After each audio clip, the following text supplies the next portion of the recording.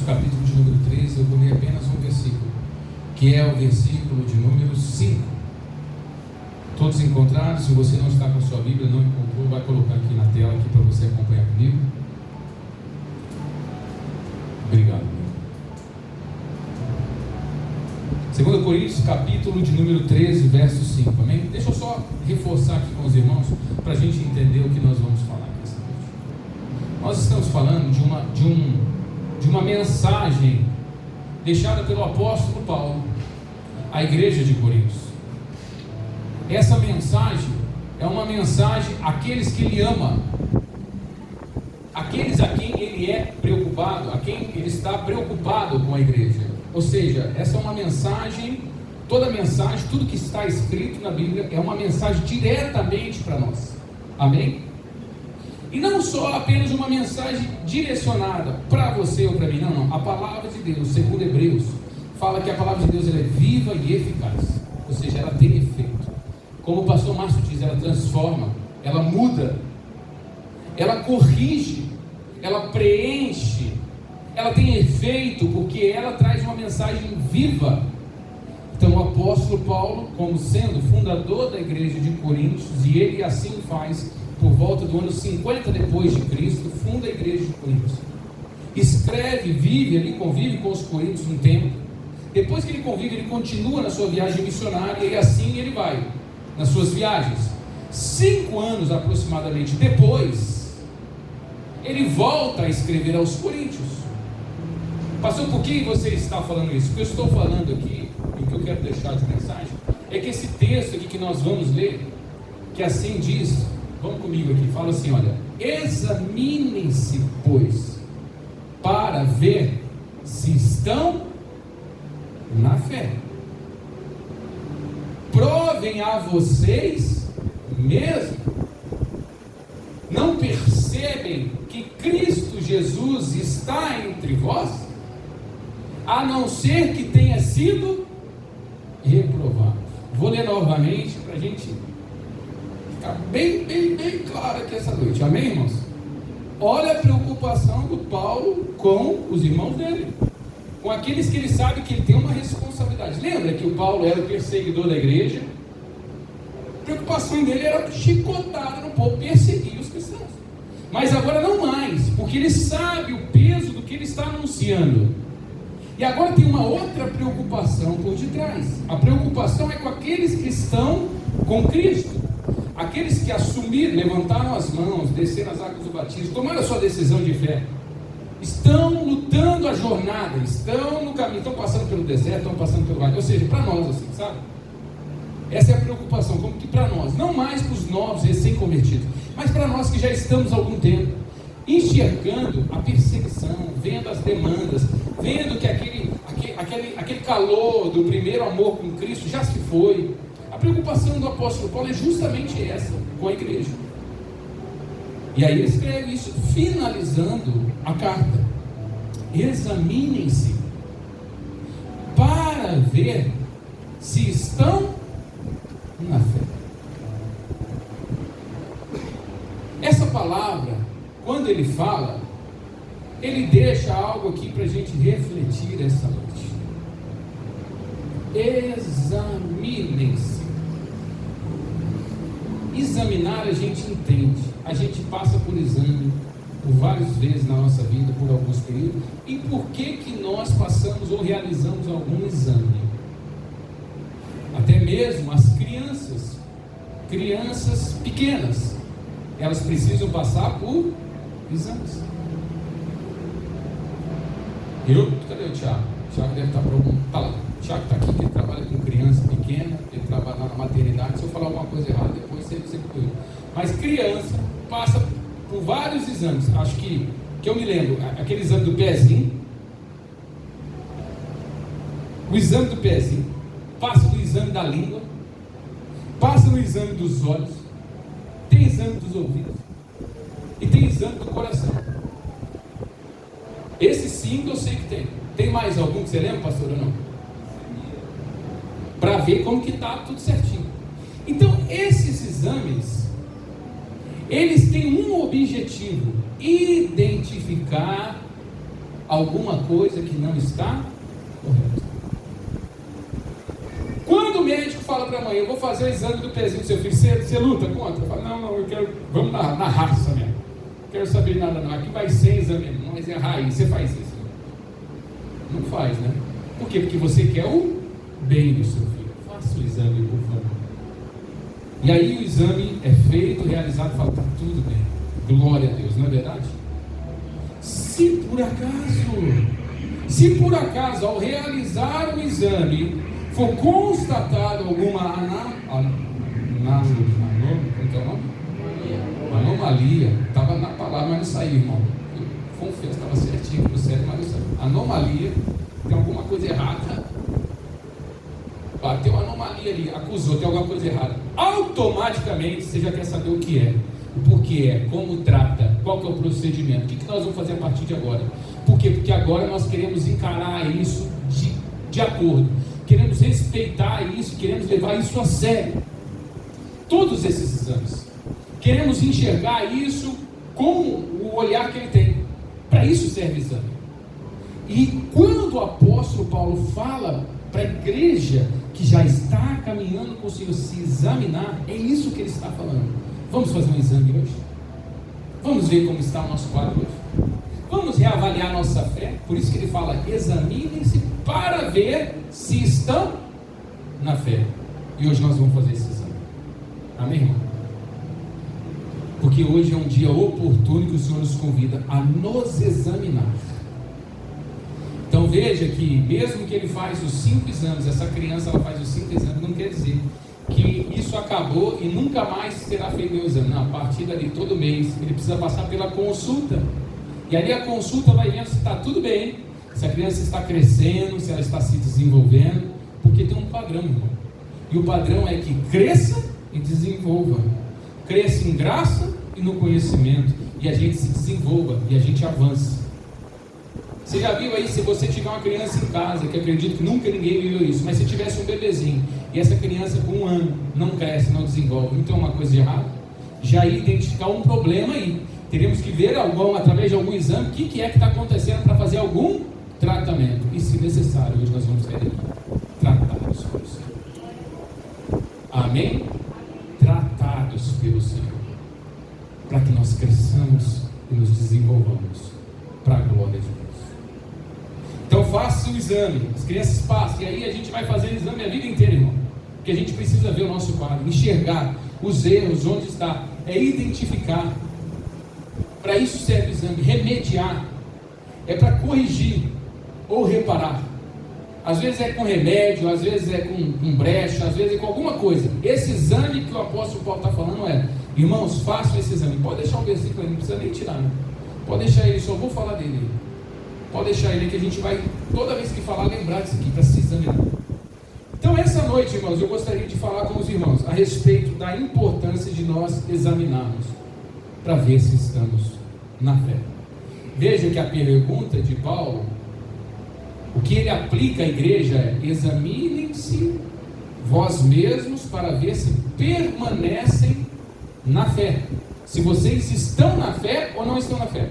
O Paulo, ele não olha aqui para a igreja e fala assim, olha, eu quero saber com que frequência que vocês estão indo na igreja. O problema não é a frequência. O problema não é o dia da semana. O problema não é a instituição. O problema é, irmão, se nós permanecemos com a nossa fé. Esse é o ponto que eu quero poder compartilhar com nós hoje. Esse exame para a nossa fé. Então não tem preocupação, irmão, da igreja, tempo, quanto, frequência. Isso aqui é mensuração sua, minha, nossa. Mas a preocupação do Paulo é que ele sabe, se nós não estamos bem, em posição, firmes, nós podemos sair do caminho da fé. Entendeu ou não? A preocupação tem motivo. A fala hoje, a mensagem de hoje tem importância para nós hoje, para que nós não venhamos perecer, se perder, irmão. Então talvez hoje precisamos passar por correção, preenchimento, remediar, não sei, mas tem um objetivo para a gente continuar firme até a gente alcançar as mais plenas promessas do Senhor, que ainda hão de se cumprir na nossa vida, só para aqueles que permanecerem firmes na fé. Para isso, Nem eu, nem o apóstolo Paulo, nem o pastor Zé Roberto, nem o pastor Márcio, nem o pastor Tiago vai ficar apontando o dedo para os irmãos. Quero analisar a sua vida. Eu não quero nada. Eu preciso analisar a minha vida. Você precisa analisar a sua vida. Por isso ele fala: examinem-se para ver se estão. Ele não está dizendo: ei, eu quero diagnosticar o seu quadro. Faça isso você. Examine-se, pois, a sua vida e a sua jornada. Para isso, eu gostaria de examinar 3 pontos aqui, para a gente pensar bastante sobre a nossa vida. O primeiro exame que nós devemos ver é o exame do coração. E aí, o exame do coração mede os batimentos, para ver se está tudo certo. Mas hoje eu gostaria de ver como está o nosso coração. A palavra de Deus fala no livro de Provérbios, capítulo 4, versículo de número 23, que fala assim: olha, sobre tudo que se deve guardar, guarda o coração, porque dele procede, dele é a fonte das coisas boas. Então, como está o nosso coração? O que nós temos colocado no nosso coração? Está procedendo fontes de vida ou não? No nosso coração, semana passada ou retrasada, eu trouxe a mensagem.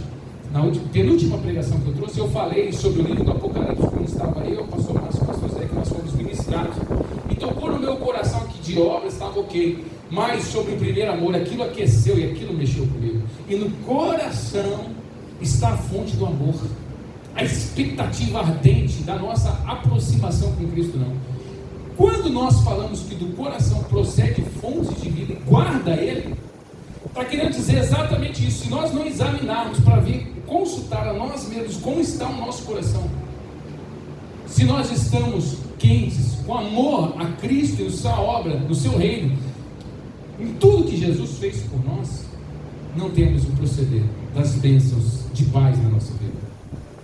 Ainda também, em Mateus capítulo de número 6, versículo de número 21, fala assim: onde está o seu tesouro, ali está o seu coração.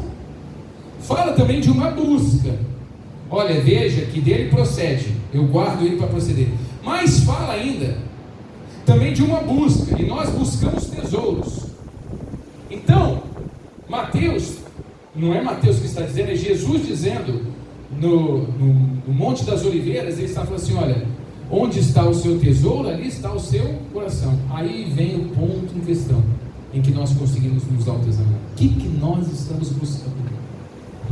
O que nós estamos querendo? Que tesouro que nós estamos querendo dessa terra? E que tesouro é esse? Que busca é essa? O tesouro da riqueza, do salário maior, do carro novo, da casa melhor? Não é esse tesouro que nós devemos buscar.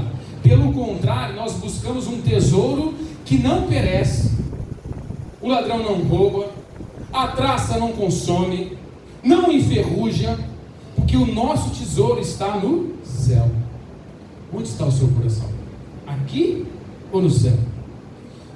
O seu coração se alegra com as coisas dessa terra ou com as coisas de Deus? Pastor, e por que estamos falando isso? Porque muitas pessoas, buscando os tesouros dessa terra, não olham mais para Deus, porque estão com os olhos tampados. Acham que as coisas dessa terra é o melhor a buscar, a seguir, a se dedicar, e esqueceram na sua jornada, colocaram o seu tesouro nos bens daqui e não mais guardaram o seu coração. Por isso, essa noite nós estamos examinando o nosso coração, para ver se nós estamos guardando também, como diz em Provérbios capítulo 3, que fala assim, Provérbios capítulo de número 3: confia no Senhor de todo o seu, confia nele, não te estribe no seu próprio entendimento, confia no Senhor de coração, o seu tesouro no coração, guarda o seu coração. O diálogo, olha, tem uma outra passagem muito interessante, que é o diálogo entre Deus e Samuel, o profeta Samuel na Bíblia. Olha que diálogo interessante para a gente entender aqui. Deus está falando com Samuel a respeito de Saul, que era o rei da época. E aí a aparência de Saul tudo ok, o reino aparentemente estava tudo bem, mas Deus fala para Samuel Em 1 Samuel capítulo 16, versículo 7, fala assim: olha, o homem vê a aparência, mas Deus vê o seu coração. O homem está olhando as aparências, irmãos, e Deus está olhando para dentro. Hoje nós estamos olhando para dentro. Nós precisamos olhar para dentro, cada um para si, sem aparência. Sabe por quê? Porque Deus vê o nosso interior. Deus esquadrinha o seu coração. Deus sabe como o seu coração está e o meu coração está. Por isso essa noite estamos nos examinando. Nós estamos examinando o nosso coração. E aí eu queria perguntar hoje uma forma de exame para nós. O nosso coração está puro? O nosso coração está vazio? Ou o nosso coração está dividido entre dois amores, entre dois deuses, entre duas direções? Deus quer a nossa vida totalmente diante dele. Amém? Veja que a mesma preocupação do apóstolo Paulo com Coríntios eu estou tendo conosco hoje. Amém? Então saiba, irmão, que nós somos preocupados se nós estamos firmes na nossa fé. Eu não quero ninguém levado por vento de doutrina. Eu quero pessoas firmes com o seu Deus. Eu quero pessoas compromissadas com o seu Senhor. Não estou falando, veja que em momento nenhum eu falei, você tem que estar lá em cima, rindo o tempo todo. Vamos sair daqui com sorriso, vamos treinar sorriso. Glória a Deus. Aí, problema passou a ser rido. Não estou falando isso. Não estou falando para expressão fácil, não estou falando nada disso. Eu estou falando para sermos firmes e preencher o nosso coração com a presença do nosso Deus. Tira essa amargura, tira essa tristeza, tira essa impressão que você tem no seu coração. Deixa o Espírito Santo habitar dentro de você. Deixa ele agir dentro de você. Deixa ele fazer morada dentro de você. Deus não divide casa, irmão. Ou ele mora ou ele não mora. Ah, mas aqui tem um pedacinho para Deus. Não tem pedacinho para Deus, irmão.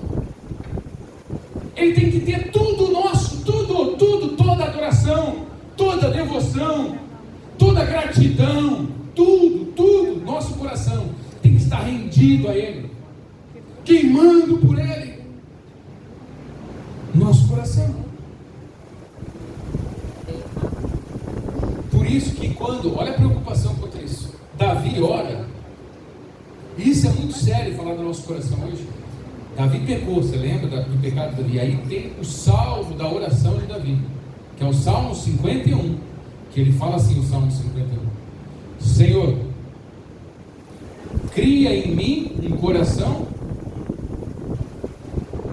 Davi está preocupado se ele ia perder o reino. Davi estava preocupado com a opinião pública, mas nós estamos preocupados com a posição, com o emprego, com a opinião dos outros. Irmão, não se preocupa com a opinião de ninguém, irmão. Não se preocupa com as perdas das coisas dessa terra, não, irmão. Você não veio para cá e você não vai ficar aqui para sempre. Eu não queria te desanimar, não. Nós estamos padecendo já. Filho, está passando rápido demais, gente. Não se apega às coisas dessa terra, não. Não se junta e não fica a raiz nesse mundão velho aqui, não. Porque nós não temos nada. A preocupação de Davi não é essa. Quando cai em consciência, ele faz um autoexame dele. Ele tem uma preocupação: Senhor, torne-me um coração puro. Porque ele sabe que é o primeiro passo para se afastar do seu Deus. Esquece com o que vão falar, com o que imaginam, com o que pensam, a sua conta. Eu queria estar em outra profissão, queria estar em outra cidade, Esquece, irmão, tem uma preocupação com o seu coração. Se preocupa com você. A mensagem, a Escritura se preocupa com você, para você não se desviar do caminho certo. Coração, examine, pois, o seu coração. A outra coisa que nós vamos examinar também é o nosso caminho. Coração e o nosso caminho. A palavra de Deus em Salmo 139, o salmista, o mesmo salmista, ele diz assim no final de Salmo 139, ele fala: Senhor, vê se, olha, eu vou só ilustrar aqui, não posso ir só para o final, sem deixar de passar todo o capítulo. Ele, irmão, ele falou que Deus é onipotente, Deus é onipresente, Deus é onisciente, rasgou para Deus, falou: esse Deus faz e criou tudo. Eu era informe no ventre da minha mãe, Deus já me fez maravilhoso. O Salmo 139 é um dos que eu mais gosto. Eu vou lá na Fundação Casa, lá, eu prego ele, eu uso esse salmo, porque para mim isso mexe comigo mesmo, sabe?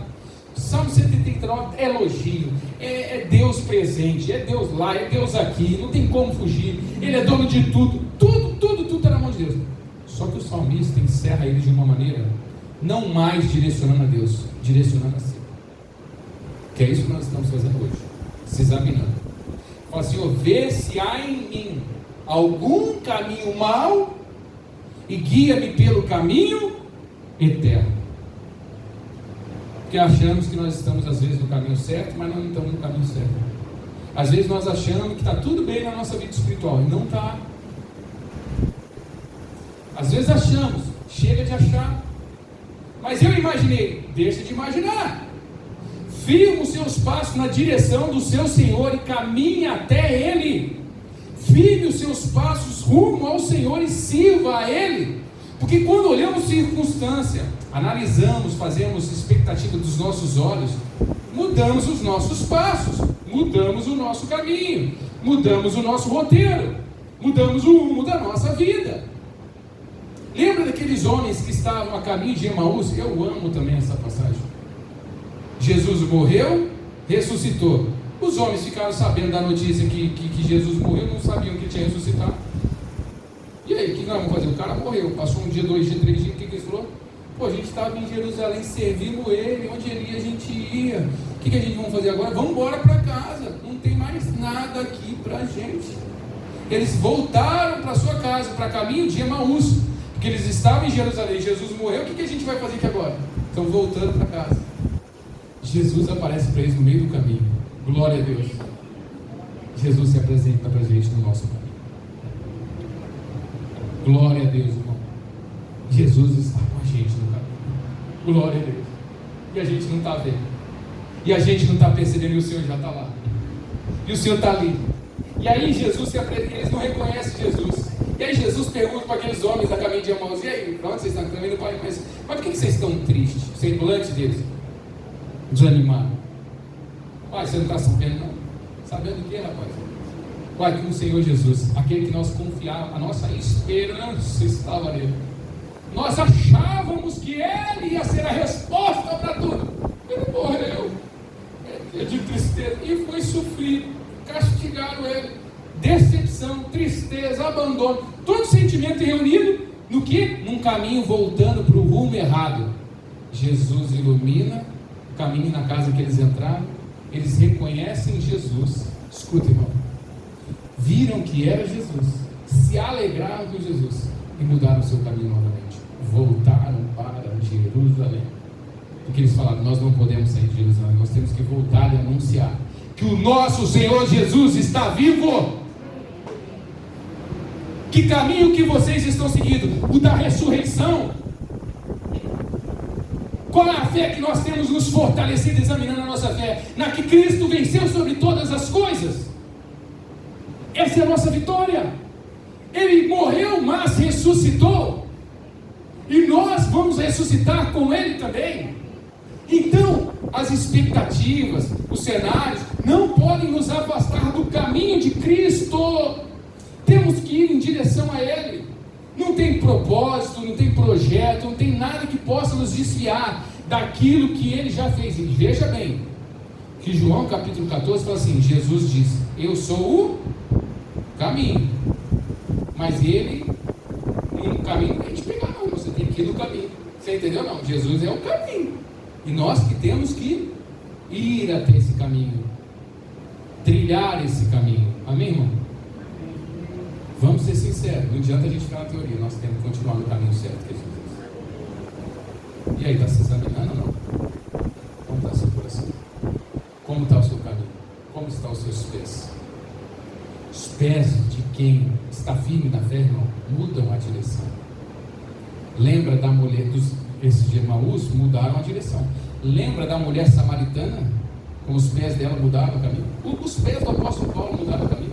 A mulher samaritana veio por causa da água. Os pés dela o trouxeram por uma necessidade. Depois que ela descobriu que Jesus era a fonte de toda a água Os pés dela nunca mais, irmão, foram em outra direção, se não foi de Jesus. Ela caminhou para o seu Senhor. Os nossos pés nos aproximam ou nos afastam de Deus? Vamos nos examinar. Outra coisa que eu gostaria de examinar essa noite, que não tem como a gente pular isso, são os frutos. Os frutos, segundo Mateus capítulo 7, versículo de número 16, fala assim: conhecereis a árvore pelo seu? A árvore você conhece pelo fruto, irmão. Mangueira, manga. Cajueiro, caju. E o fruto, ou ele é ruim ou ele é bom. Mas nós, examinando os nossos frutos, nós vemos que o fruto nada mais é do que a parte prática do Evangelho. A teoria é maravilhosa, a parte prática é o fruto. Você conhece a Escritura, você conhece o Evangelho, você conhece o que Jesus fez, você conhece tudo, sabe tudo, está vindo na igreja, está ouvindo a mensagem lá do pastor Siri, do pastor não sei o que, do padre não sei o que, está ouvindo a mensagem de todo mundo, já está correndo para todo lado já. A teoria você já entendeu todinho, cadê o fruto? Nós temos que demonstrar isso. Os frutos nos levam para o céu, pastor? Não nos levam para o céu, não. Mas os frutos, irmãos, revelam quem realmente nós somos, se nós estamos firmes com o nosso Senhor ou não. Os frutos são a resposta da fé, de uma fé com Deus. Por isso que o Tiago aborda esses dois assuntos, quando ele fala da fé e da obra. Ele fala que a fé sem obra é...